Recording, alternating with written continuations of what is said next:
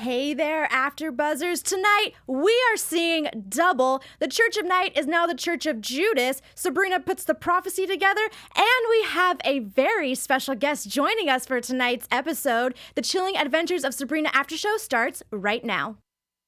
You're tuned in to AfterBuzz TV, the ESPN of TV talk.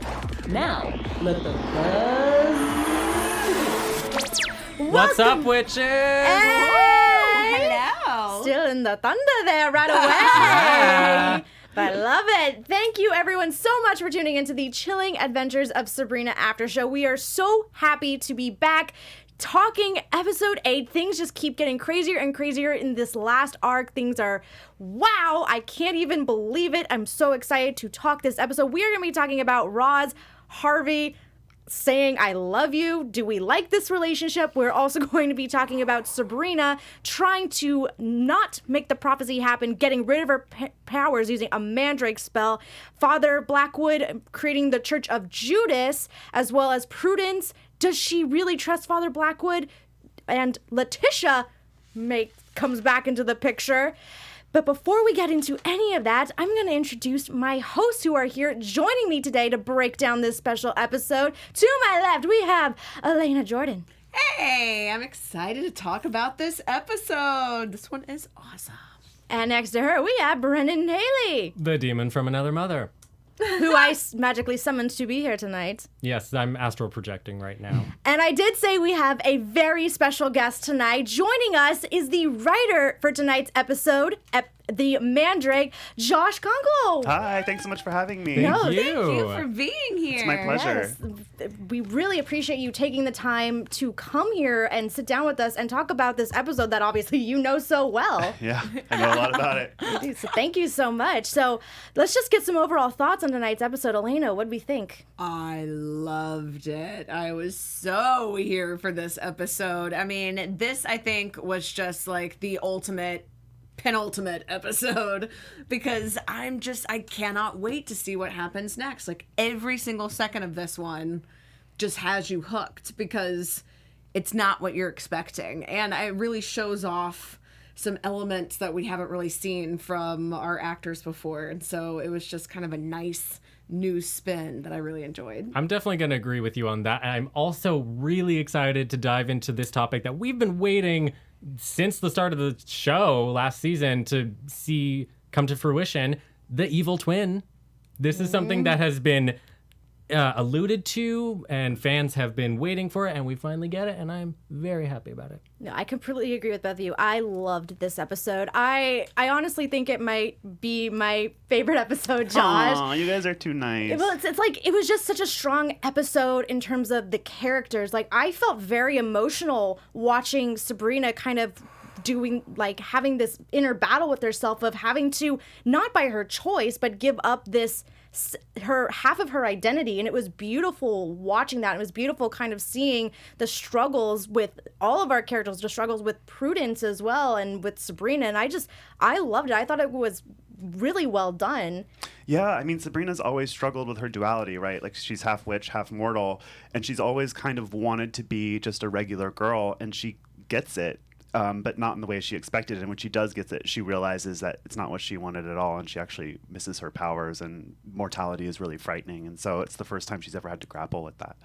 Mm-hmm. And it also has such a tonal difference as opposed to the other episodes this season. I felt like it really stuck out in a more traditional horror setting.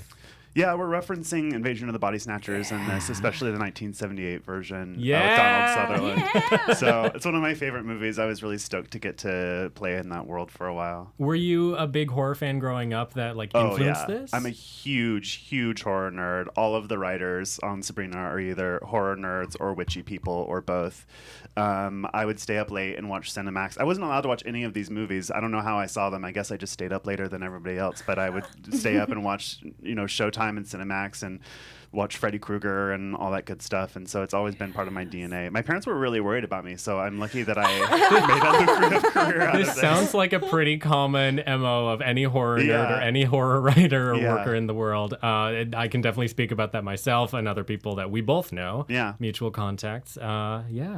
What horror movies did you try to intentionally incorporate? Were there any others besides just, I mean, this was very heavily like Invasion of the Body Snatchers. Yeah. It was pod people to the mat, like literally. For sure. I mean, our show is always a pastiche of horror movies, like a collage, really. So this episode also references Halloween. You know, the scarecrow shows up with the sheet over his head, like Michael Myers does in the original. In my season 1 episode, The Exorcism, Harvey wears a crop top, which is a reference to Johnny Depp and Nightmare on Elm Street. So every episode is kind of like stuffed full of these things, to the point where like the roof in the Spellman living room is the roof from Suspiria, the 1977 version. Like like you could spend a lifetime trying to find all the horror movie references. Well, I think Elaine already did. Yeah. Every week she has like 5 pages of notes. Hey man, if they're gonna raise the roof, we gotta try to raise the bar at least. Yeah. Now the most serious question I have for you. Boy. Are we going to get the crop top back? I'm kidding. Are we going to get any crop tops? Yeah. I mean, when that happened last season, everyone on set was like, what is this about? I don't understand. And I was like, trust me, horror fans are going to know, and gay men are going to like it. I remember gay Twitter just scrolling through all of the memes. It was great. I did feel kind of bad for Harvey this episode, though, because I'm like, Nick got to emerge from a bathtub, like, glistening and, like, gorgeous, and Harvey Just, like, emerges, like, covered in covered in goo and, like, still, like, coming to terms with being alive. I'm like, all Which right. No. was completely comical. Obviously, like Roz and Theo hadn't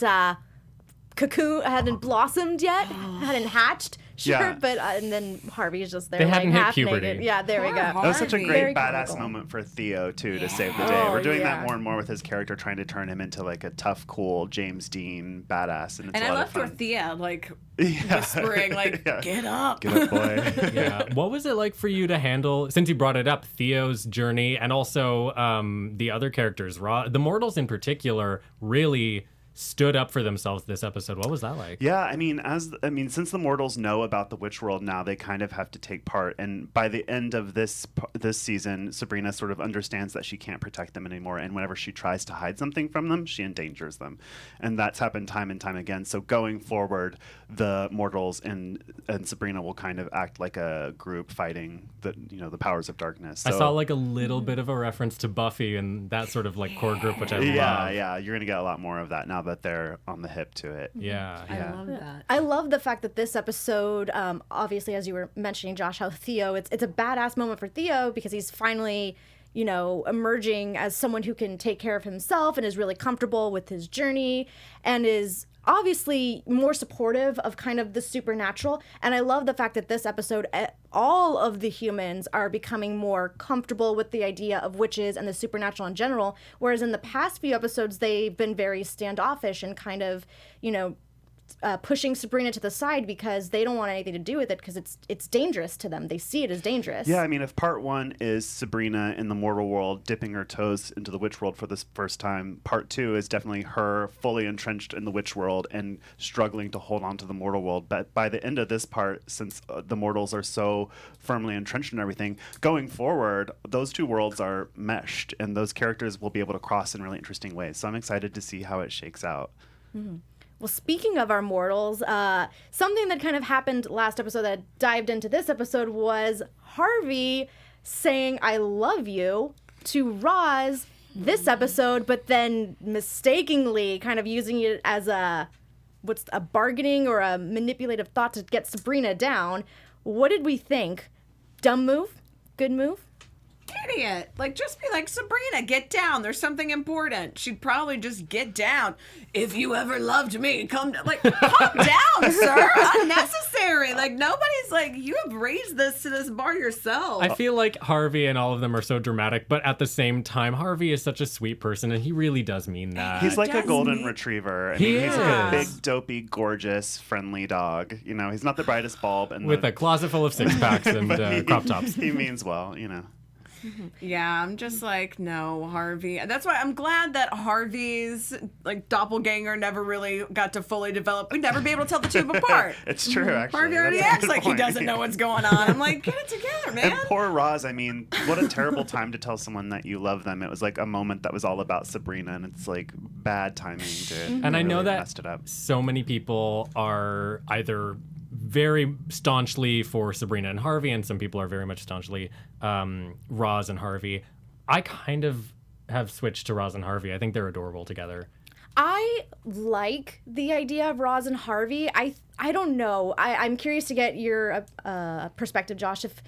Did it happen a little too soon, perhaps? Because like you were saying, like it kind of just came out of nowhere, and what a terrible time to say you love somebody. And well, he said "I love you" at the wrong time, but I don't Yeah. think the relationship comes out of nowhere. It happened because the actors are a couple, and so it seemed natural. We knew that we wanted to shift Sabrina over to know Nick. that. Oh yeah, they're Oh my gosh, no wonder they have such so great cute. chemistry. I was just like, they're a real wow, couple. they look So great on it camera. felt like a natural thing to do, you know. Aw. And also we had Sabrina more in the witch world and struggling to hold on to the mortal world, and so we needed to do something with these kids and keep, while we sort of waited to get them more involved, they had to, something had to happen, and it felt natural to us. I have seen people say that they don't like it, but I'm you know glad what I mean? that at least like this episode though, that it was addressed a little bit more, like even if it wasn't the real Sabrina saying like all Yeah. of these weird things, but like I liked seeing Harvey actually like react and stand up and be like, no, like Yeah. if you try to pursue me, that's a hard pass. I'm with Roz, because you never know with that kinky boy. Like, I'm like, it kind of seems like with Harvey, his emotions can kind of go all over the place because he's still fighting to be brave and kind of fight this inner battle with himself, as we have been seeing throughout the course of the episode. And we saw at the beginning he was fighting with his feelings for Sabrina. So I love the fact that he very much stood his ground and knew where his feelings were this episode. It was really great to see. Yeah, me too. I mean, I think the thing with Harvey, our show's a feminist show, and Harvey is the damsel in distress in our show, and people aren't used to that, and I think it confuses people in a weird way, because they're like, well, Sabrina's always, we get this even from our executives sometimes, they're like, why is Sabrina always saving Harvey? And it's like, well, because she's a powerful witch and he's just a dude, and she's the hero of our show, her name is in the title, that's why. And I love that sentiment, especially when growing up watching Bewitched. It was so confusing to me how she so wanted to be this, for lack of a better word, subservient person to her husband. Obviously different characters. So I'm a big fan of that particular take on this story. from daring to daring. Yeah, Oh and my God. I see on social media, people will say, like, especially in the first part, like, Sabrina's shrill, she's bossy, and this is all like coded language for like she's too confident as a woman. It really gets under people's skin in a way that they don't understand consciously, but it's really obvious when you're watching from the outside. Yeah. I love that this show like really finds the best way to drive these messages without it being too on the nose. Yeah, So yeah.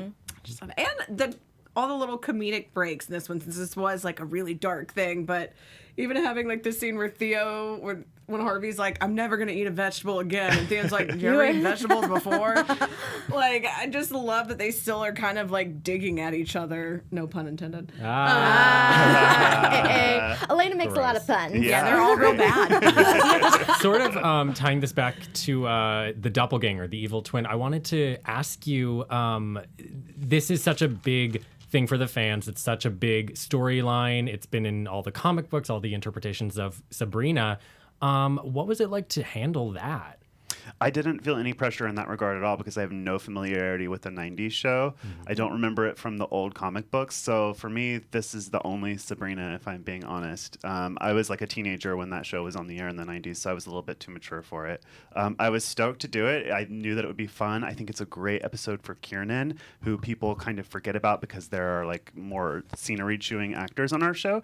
But Kiernan's performance is really beautiful in this. I was truly stunned by a lot Yeah. of what she did in this one. Yeah. She was creepy, Yeah. scary. Like, I'm like Children of the Corn. Yeah, Like, and it's for a some while, references. I'm she was like, what should I do with the Mandrake? And I was like, you should watch this old movie called The Bad Seed, which is a 60s Yes! movie. Oh, yeah, and right that's- away it like clicked with her. Like That's she's like awesome. purposely doing bad child actor, like evil bad child actor. And I love that it's the bad seed when literally her friends are plants. Yeah. Like, And she was a child, she was a good child actor, but I think it Yeah. was fun for her as an adult to like play that sort of precocious child actor kind of vibe. I love that. Oh, that makes me like this episode even more.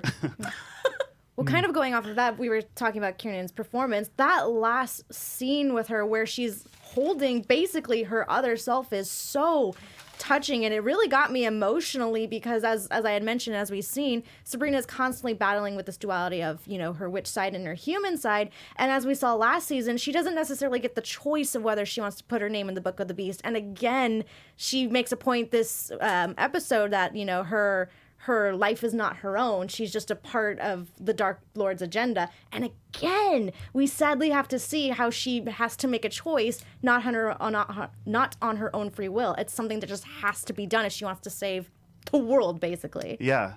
I mean, I think a lot of these great stories, Buffy had this a lot too, like, it's like the grand opera version of feeling like you're not in control of your own life, which all young people feel, and probably all people feel, frankly. You just take that and blow it up like 100%, and that's Sabrina. You know, she's not in charge of her own life in the grandest scale possible.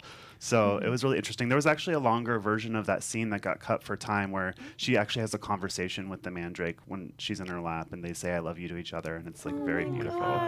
Yeah. I thought it was also just, I loved in that moment too, like we've seen throughout this season, this whole idea of like who's going to be there to catch you, who's going to hold your hand. Yeah. And that's like the imagery that keeps coming back. Is like, will you be there to hold my hand? And it's the love triangle of who's going to hold her hand. Is it Nick? Is it Harvey? Who's doing it? And then as she's holding herself, she's like, I'm here, I'm holding your hand. And I was like, it's you.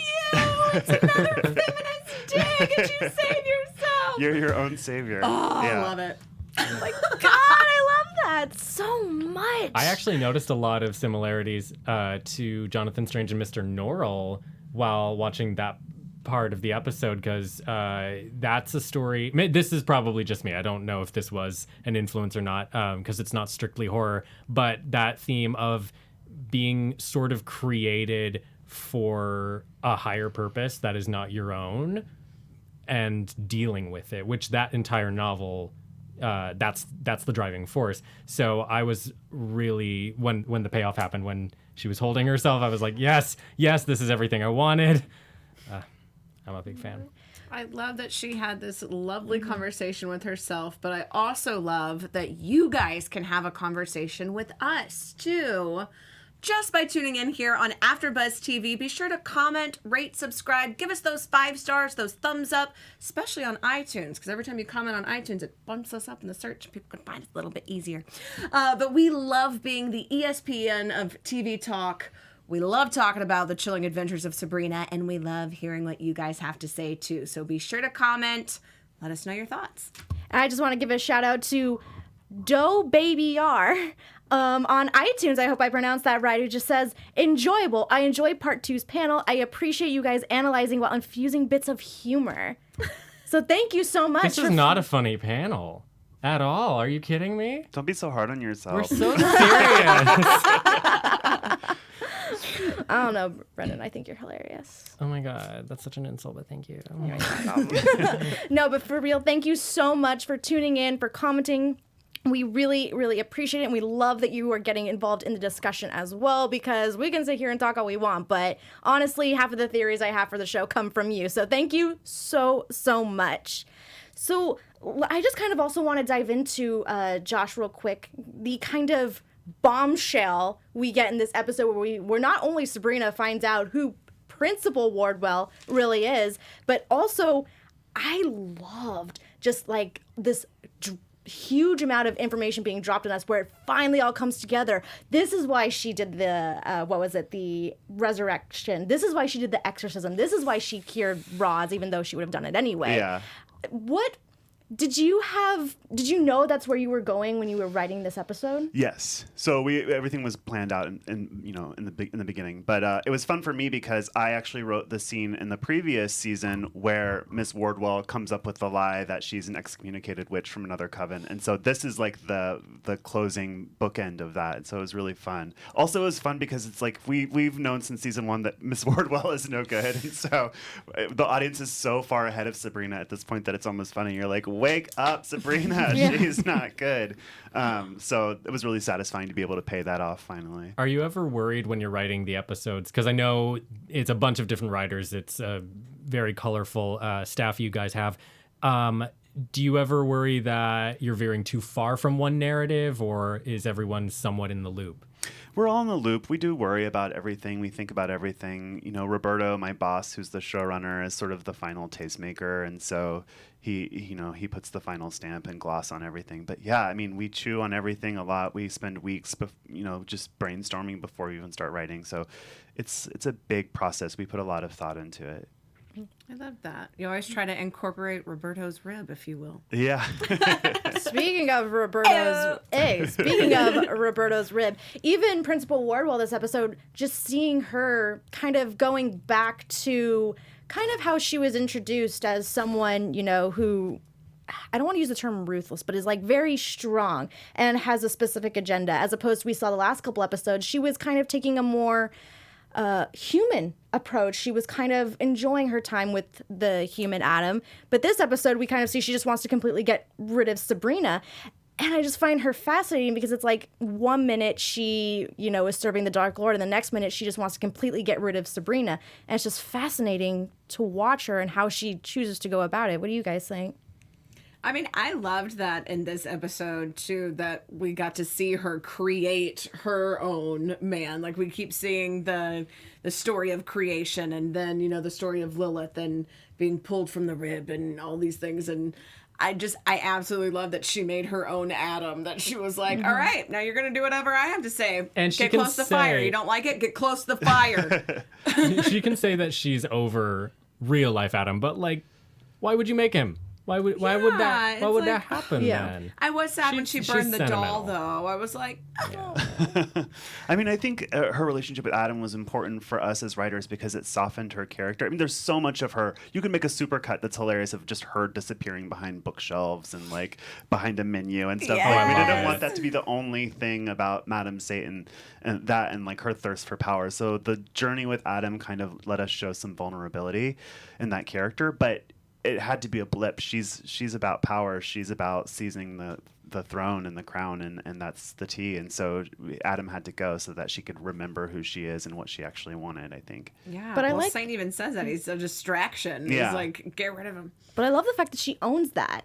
She owns that that's what she wants and that she doesn't want to have any distraction from what her goal is. She is working for it. Yeah, Zelda too. Zelda's like that. She wants to take over the Church of Night or be a powerful figure in the Church of Night, and she goes about it in a traditional way through marriage, but that's what her goal is to be powerful. Mm-hmm. And I want to actually talk about Zelda now that you bring her up, Josh.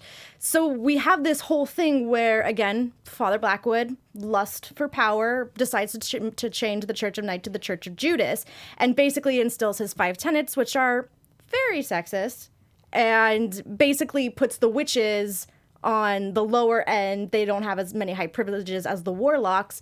And we see Prudence. Now, this episode with Prudence was very interesting because at the same time, it's like, how we're basically saying, wake up, Sabrina, like we all know about Lilith. It's like, wake up, Prudence, in a sense, too, because she's worked so hard to have the Blackwood name, but she's not being treated well at all. No, and she makes some terrible decisions in this episode that, no spoilers, like she's going to be punished really hard on the back end of the choices that she made in this episode. Again, it's that quest for power. She's like completely confused by the quest for power and is willing to do things that she knows are wrong. I don't believe that she trusts Blackwood in this episode. I think that she just wants to get ahead. She sees that things are changing and she wants to be on the right side of what she perceives that change to be, and so she makes some decisions that aren't that great. Mm-hmm. And I feel like that's kind of a theme that we've seen too, is like the feminism of females supporting each other. And whenever they start attacking each other is when everything falls apart. Yeah. And when their quest for power to be the one female, because that's what the men have kind of set up.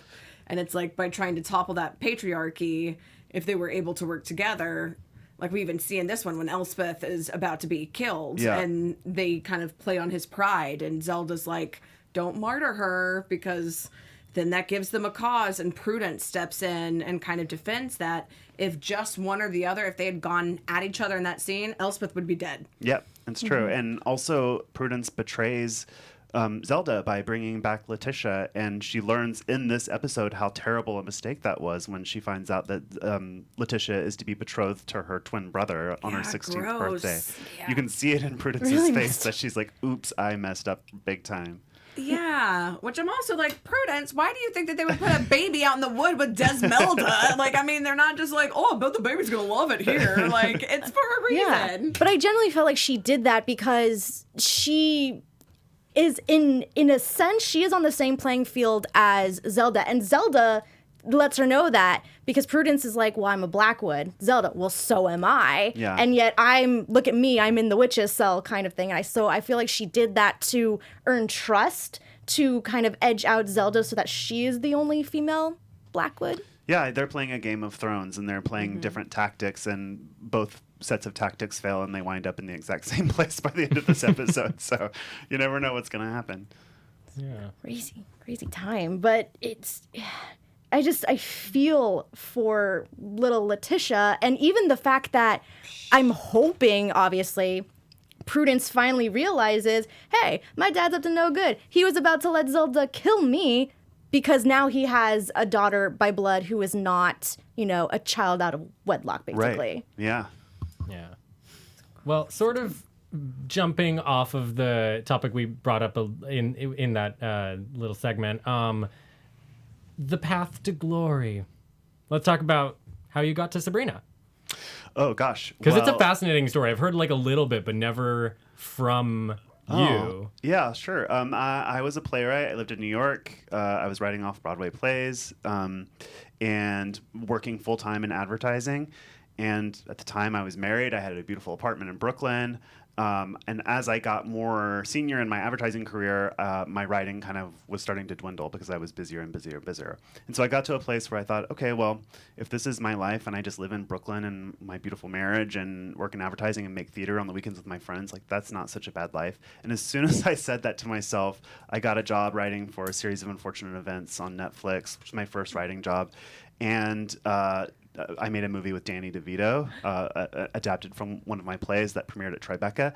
Those two things like happened at once, and my marriage fell apart. And so it's sorry. like all of my dreams. No, it's totally fine. It's for the best. Yeah, I mean, you're writing for Netflix. You're writing for Sabrina. All of my dreams kind of came true at once, and then my life changed such that I could accommodate my dream, and I moved to LA. And series of unfortunate events ended. I was looking for work, and I sent my managers and agents a link from Deadline when Sabrina was announced, and I was like, you got to get me on this. This was like 2017. Never heard anything. They go into production. I'm like, well, I didn't get it. I'm not even sure if I was submitted for it because the writer's room started in December of 2017. March, I get a call from my agent saying Sabrina's looking for more writers. Roberto got recommendations from 3 different separate people that you were the guy for it. So I went and interviewed, and I started that same week.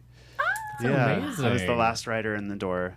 So from a series of unfortunate events to a series of fortunate events. Yeah, very fortunate events. Very fortunate. And if I'm not mistaken, there is some similarities to horror in your work with series of unfortunate events that translate well to Sabrina. Yeah, I wrote the Hostile Hospital episodes of a series of fortunate events in season 2, which are like aping horror movie themes. It's like in a dark, creepy hospital. And well, I did clock the favorite. reference when Olaf is smashing the light bulbs. That's My Bloody Valentine. My Bloody Valentine. Yeah. Exactly. You gotta get a good eye. Well, I mean, I had little voices telling me this. Yes.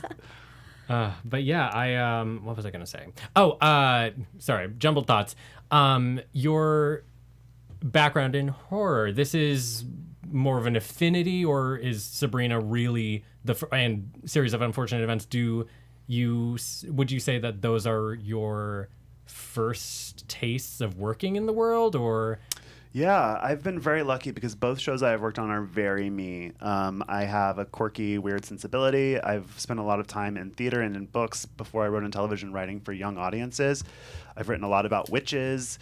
I've written a lot of horror. So Sabrina is like kismet for me. There really couldn't be a more perfect show for me to write for unless I like created it myself. And even then, I'm not so sure that I would have such a perfect fit as Sabrina. So it's perfect. Do you think there's a sort of connection between, because I know a lot of the fan base is LGBT, and you guys do such a wonderful job of representing LGBTs on the show, and also people of every gender, race, color, whatever. Do you think there's more of a queer perspective, or why do you think the show speaks to LGBTs so much? Because it's made by LGBTQ people. Roberto is queer. I'll put it this way: there are no straight cis men in our writers' room. It's women and queer men only, and trans people and people of all different colors. So it's a very diverse room, and it's something that we think about a lot, and we feel a huge responsibility toward. Like Theo's whole story is handled by a trans writer. I love that. Like a lot of us have different focuses or expertises that we bring to the room, and it's really wonderful to work on. Now, they do have a lot of references to different comic books. I know you said that you didn't really read Sabrina, but were you ever a fan of any of these other comics, like X-Men or any of these that are alluded? No, but other nerds in the room love them. Like, Roberta is a huge comic book fan. I read, like, Tales from the Crypt comic books a little bit. Like horror comics, and, like, Ghost World, like, some indie comics. But I was never a superhero person like Roberto and some of the other dudes are. I did read Archie, though. I loved Archie comics. Sabrina was in those. Kind of going off of that, with Riverdale being an adaptation of Archie, and then, of course, writing for A Series of Unfortunate Events and Sabrina, which are both adaptations. Is there any show that you would love to see created that would be a new, modern, maybe darker adaptation of something that you did grow up with that you would like to see maybe be explored? Yeah, I would love to do a new Dark Shadows, which is like a soap opera about vampires. I love you so much. I want to so much. I grew up with that. Obviously not it. the time. No, it's from the 60s, but like a really earnest, scary vampire soap opera set in a small town. Exactly, Dark Shadows. But I just worry that like Tim Burton has kind of put a damper on that. I think most people now. have kind of forgotten about it. Honestly, I know that sounds bad, but I feel like if you did, I don't think anybody would even connect it. Yeah, you might be right. That would be amazing. I would love that. Yeah, and there's so much material. Another Scooby-Doo. But they're already working on like a dark, gritty Scooby-Doo, so I've missed the boat on that. But I would love that. That's that. Yeah. Now, Sabrina was renewed. Are you going to be working on next season? Are you allowed to say? Yeah, we're like a month into writing it. Yeah, so it's really fun. It's really different. The show goes so fast. I know. Because it's like, obviously October it came out and we're in April, but we already got the second part and you are already writing for 3. It's moving so fast. Yeah, well, we did the first 20 all back to back, so that's why it was so fast. And now we've got a 16 episode order, which will be split into 2 as well. So the 4th part will come out pretty quickly after the 3rd part, same as Will it last be season. split 8 and 8? Yeah. Nice. Yeah. Cool. Is there anything? I don't think that's even. Has that been announced anywhere? Yeah. No, I can talk about it. It's announced. Okay. I was like, do we get exclusive? Well, Oh my gosh. I'm going to call it an exclusive. Please do. Feel free. Is there anything, if you're allowed to say, is there anything you would you're looking forward to with the season? Anything that you would recommend we watch in anticipation? Ooh, that's some tea. So I'm looking forward to the fact that both worlds are combined now. So the mortals know everyone's in the same pot, so you can mix really interesting characters that you couldn't mix before. So that's really fun. If you were going to watch a movie to prepare you for this season, I would watch The Wicker Man from 1972. There's a movie coming out called Midsummer. It's coming out in August, I think. It's a horror film from the guy who did Hereditary. Yeah. I would watch that. We're doing it's got a very different vibe. We're opening the world up to new, different kinds of witchcraft from around the world. So the world has gotten a lot bigger, and that's exciting. And it's going to be really fun, really different. I'm very excited to hear that. Yeah. Do you guys have anybody in the room that you have who practices Wicca or who researches to make sure that it's a little bit like alludes to things? Yeah, well, I mean, I practice witchcraft in there. 2 other people that do as well. In a room of 9 people, that's pretty good. Yeah. Our production designer is a pagan. I was going to ask Josh, was that you were practicing previously, like before? Yeah. I have since I was a teenager, off and on. But it's weirdly not relevant to our show because we're not delving that much into like real magical traditions, where it's mostly from movies and books. So it's as if I were like Catholic or Jewish. It just doesn't come up that much in the room, really. Yeah, well, we've been Except we do, recapping like- some of them on these episodes, and I've been doing some research, and a lot of it comes from, as you said, movies, books, television, but also the foundations of these beliefs, and a lot of the practices do come from real things. Yeah. Whether it be the Church of Satan or Wicca or witchcraft or whatever you want to practice. So it makes sense because like we've been talking about how this is so like not trying to take a moral stance or kind of belittle any sort of religion, which we've kind of seen kind of in other productions, which has been my only complaint about some witch or Wiccan There are things. definitely witchy people in the mix, and we bring a natural enthusiasm to the project, but I would never like say, hey, hold up, we can't do this because of XYZ, because our show's a work of fiction. We're not trying to tell a story about real witches, and because we're borrowing more from movies than real life, it kind of gives us a certain amount of freedom that's nice. And it's so much fun to spot all the references It is, in every yeah. episode. I love it. Yeah, that's true. Yeah. Well, I actually wanted to bring up kind of one other storyline that was happening in this episode. We have talked on this after show about how Sabrina really does very well at incorporating timely topics. And obviously there was a very timely topic happening in this episode with Hilda and the, harassment from the council when she was trying to figure things out, which very, very well done on like touching upon that, but not going overboard. Yeah, if it Thanks. happens, just kill him. Yeah, it's what she does. Yeah. Yeah, this whole part of the show is about misogyny, and we were writing that around the time of like the Kavanaugh trials and all of that, so it was very top of mind. And I'm glad to see that guy die, to be honest. Yeah, it really does. I hate to say it makes you feel good, but I you're know. like, it's just kind of like a sense of like justice. And it's so It funny does. that everyone thinks that Hilda's so sweet, but she's got the biggest body count of anybody on the show. So she's killed 2 people this season. So, With she's not to poison be and with trifled with. spiders, Yeah. like- Silent but deadly. It's like Yeah. watch out for the sweet ones, Yeah. Sweet like cyanide. I was Cyanide cookies. trying to make like a reference to the cyanide cookies, but you did it way better. Way better. But that's something too, is like we've obviously loved how we've seen Hilda grow this season because, between her and Zelda was always the one kind of in the forefront making the big decisions. And I love how Hilda is coming into her own and showing like, hey, I'm a spellman too, and I'm a badass witch, so look at me.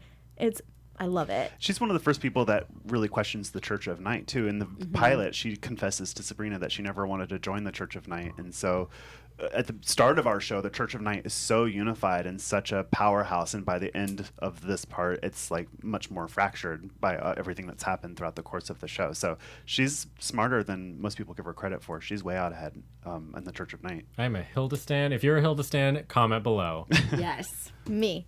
Right Love it. here. Right here. Love it. So obviously, Josh, we've been talking pretty much this entire show about references to horror movies and stuff like that. And I want to move into Elena's special segment, which is the dark design, where she basically, is a master and is kind of noticing all these things in the production design. I'm actually curious if any of these maybe were also intentional from a writing standpoint. So take it away.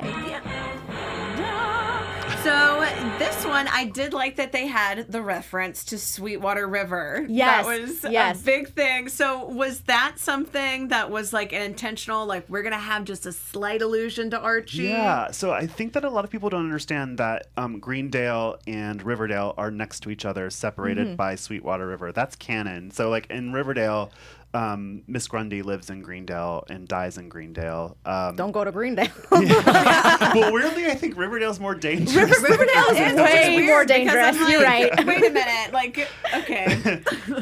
So they are right next to each other, and it's hard to say because both shows are set outside of time, right? They're not set in a certain decade or anything, so it's hard to tell which takes place first, Sabrina or Riverdale, or if they're happening at the same time. But yeah, it was very intentional.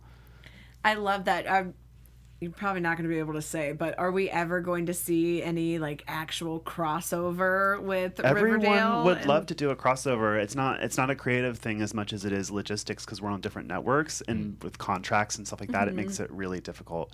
Like we wanted to use in my episode, the Mandrake, we wanted to use Blossom syrup on the table for the pancakes. And I'm not even sure if it is, but like we went through a whole rigmarole trying to get the rights from CW to use Blossom syrup. So anytime you do anything like that, it has to go through all sorts of hoops. So that's a syrup label. Imagine trying to get an actor. So, it's just really tough. Yeah, that river divide is pretty deep. Pretty deep, yeah. Very wide. Well, apparently there's like golems just hanging out because it's like, that's where we go to make them. I'm like, stay away from the river, guys. A lot of bad things good do idea. happen on Sweetwater really River. We true. remember the first season of Riverdale, too.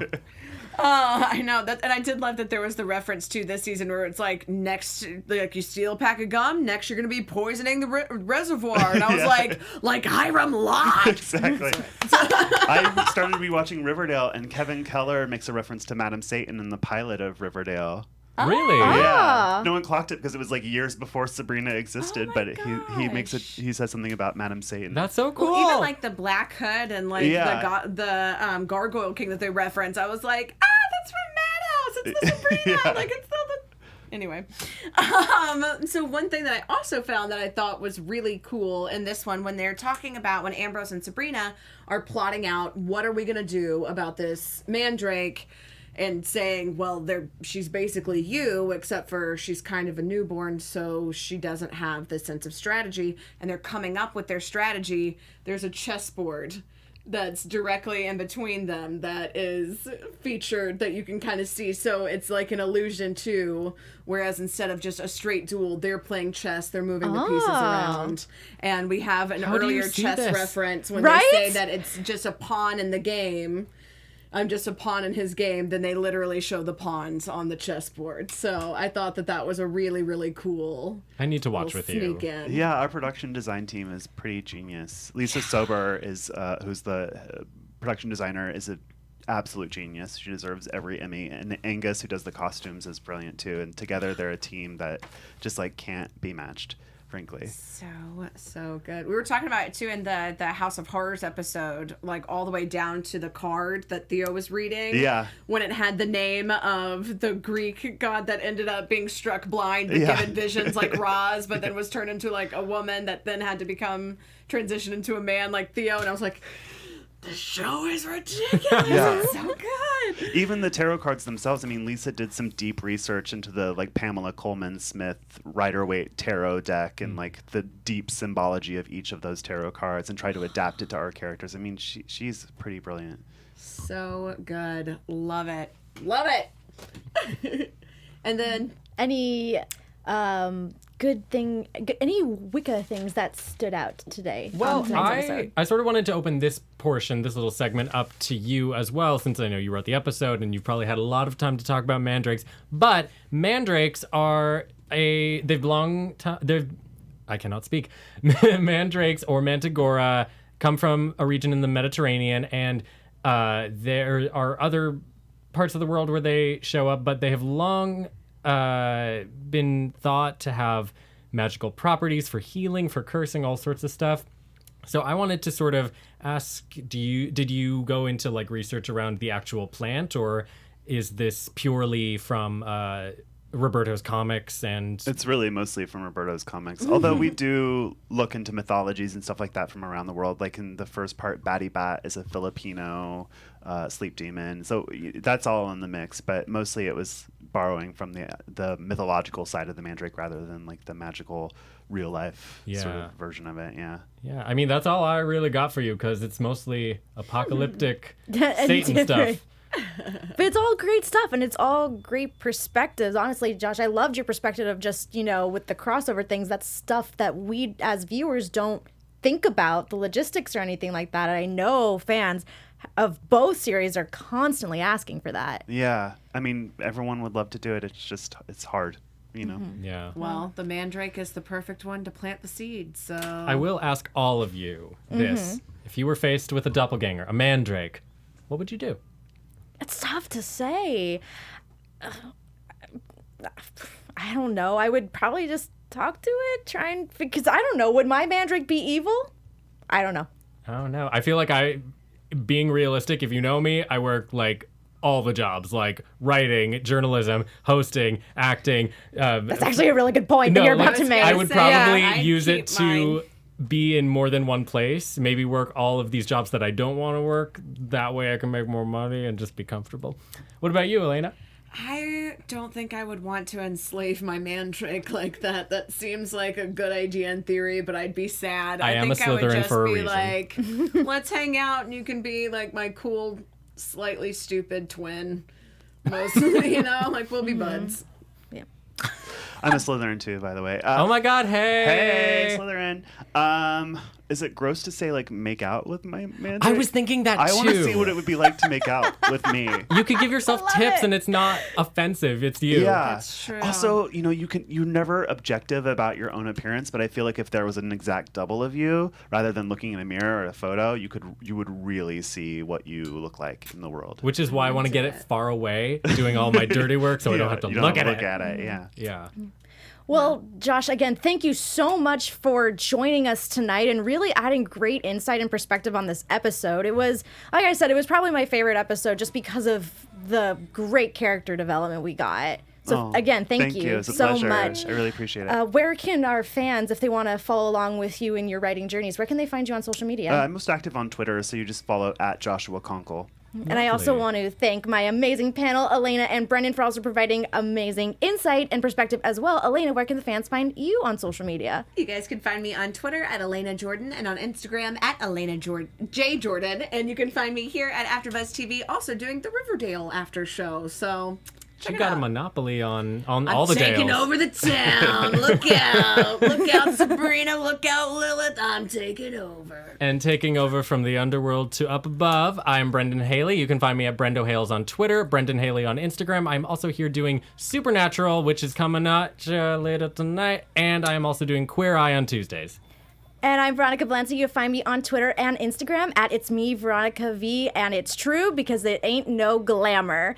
Thank you again so much for tuning in to the Chilling Adventures of Sabrina After Show. We will be back for our finale, which I don't think we're ready for this part to end, but we're getting another season, so we're very excited. Stay tuned for our last episode coming up next. Bye. Our founder, Keven Undergaro, and me, Maria Menounos, would like to thank you for tuning in to AfterBuzz TV.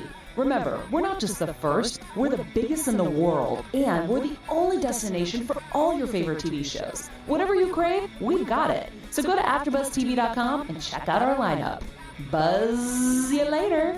The views expressed herein are those of the hosts only and do not necessarily reflect the views of AfterBuzz TV or its owners or principals.